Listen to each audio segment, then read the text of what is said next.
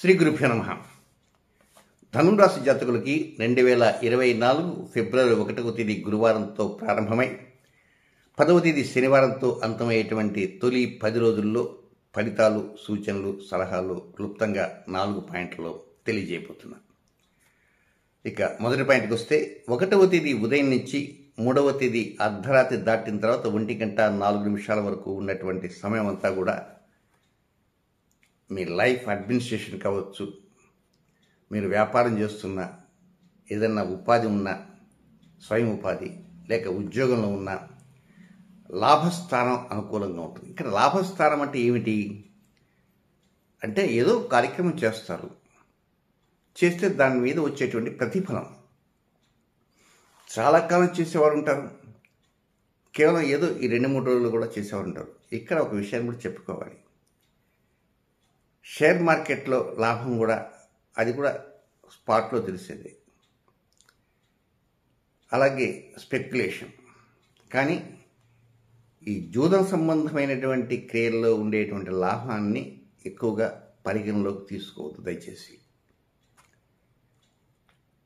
కనుక ఏదో ఒక ముఖ్య కార్యక్రమం చేస్తే ఇక్కడ మనకు లాభం ఉందా, నష్టం ఉందా? లాభమే ఉంటుంది, అది కూడా తక్కువ మోతాదులోనే లబ్ధి కనబడుతుంటుంది.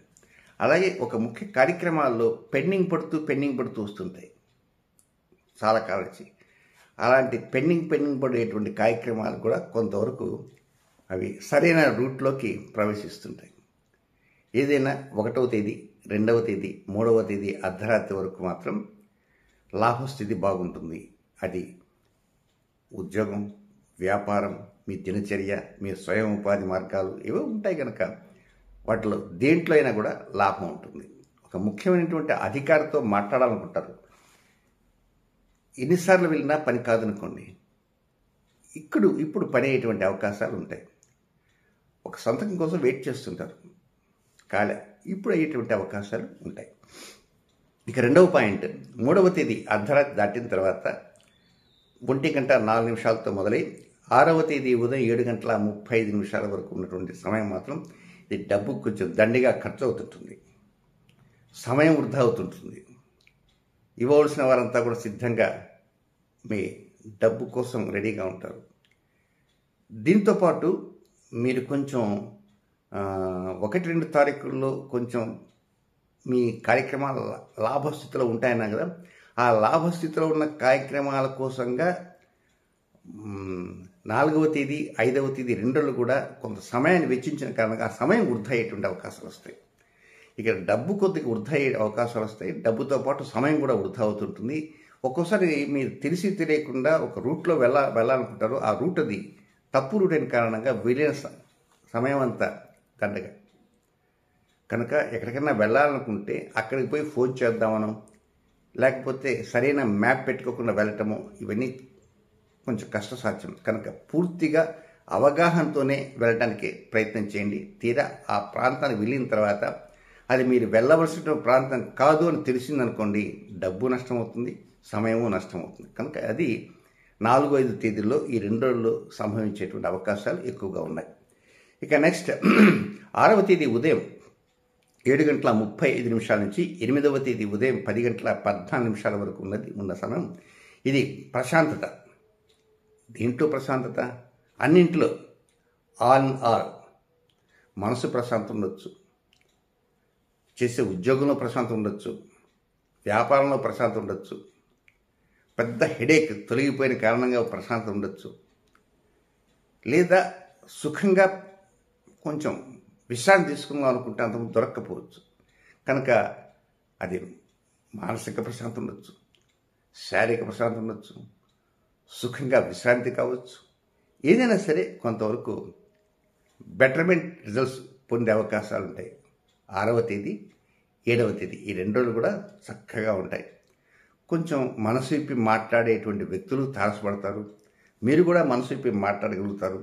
మనసు విప్పి మాట్లాడటమే కాదు, చాలా వరకు ఎదుటి వారిలో ఉన్నటువంటి కొన్ని లక్షణాలు, అవి మంచి లక్షణాలు కావచ్చు, అవలక్షణాలు కావచ్చు, వాటిని జాగ్రత్తగా గ్రాస్ప్ చేస్తారు.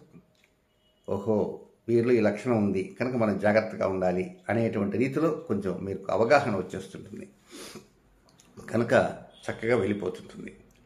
ఇక 4వ పాయింట్కి వచ్చి 8వ తేదీ ఉదయం 10:14 దగ్గర నుంచి అర్ధరాత్రి వరకు ఉన్నటువంటి సమయం మాత్రం ఇది కొంచెం దీని ముందు రోజు మీరెంత ప్రశాంతంగా మీతో మాట్లాడుతుంటే మీరెంత ప్రశాంతంగా సమాధానం చెబుతున్నారో దానికి కంప్లీట్ విరుద్ధంగా ఉంటుంది.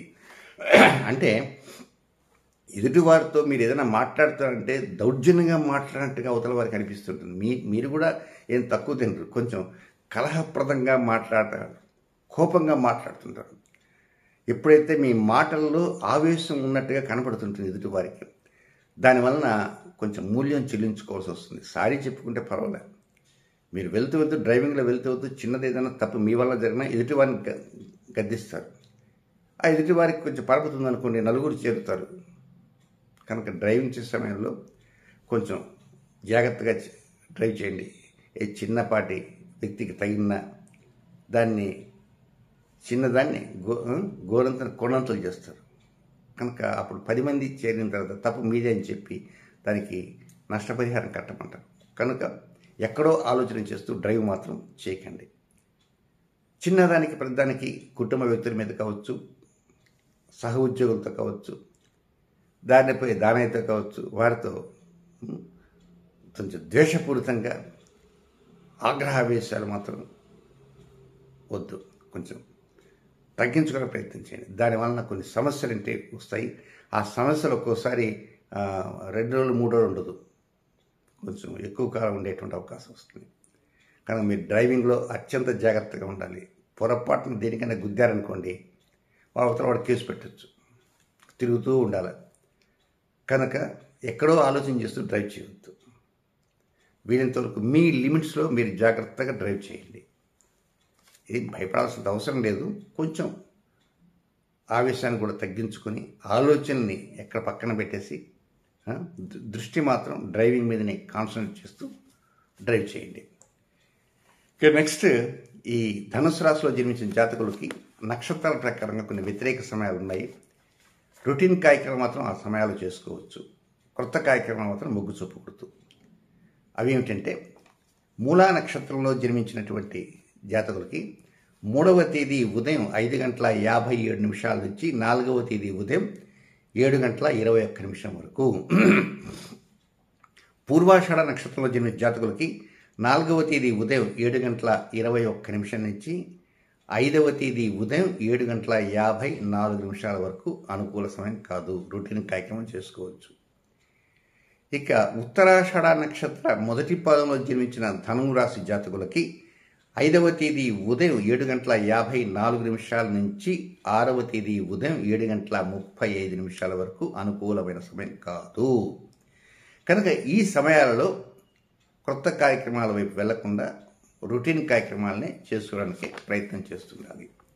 ఇక నెక్స్ట్ మరొక 3 వ్యతిరేక సమయాలు ఉన్నాయి. అవి ఏ నక్షత్రం వారికైనా ఆ 3 సమయాలు వర్తిస్తాయి. అక్కడ ఆ 3 సమయాలు కూడా రొటీన్ కార్యక్రమం చేసుకోవచ్చు. ఇక అవి ఎప్పుడంటే, మొదటిది 1వ తేదీ మధ్యాహ్నం 2:03 నుంచి అదే రోజు రాత్రి అర్ధరాత్రి 12 గంటల వరకు. ఇక రెండవది 5వ తేదీ ఉదయం 5:45 నుంచి 5వ తేదీ సాయంత్రం 5:24 వరకు, జస్ట్ అది కూడా 12 గంటల పాటు ఉంటుంది. ఇక మూడవ అన్ఫేవరబుల్ టైం, వ్యతిరేక సమయం 8వ తేదీ మధ్యాహ్నం 11:17 నుంచి 8వ తేదీ రాత్రి 9:42 వరకు. ఇది కూడా అనుకూలమైన సమయం కానే కాదు, కొంచెం జాగ్రత్తగా ఉండాల్సినటువంటి సమయం. ఇప్పుడు చివరి 4వ పాయింట్ చెప్పాడు, డ్రైవింగ్కు సంబంధించినటువంటి పాయింట్.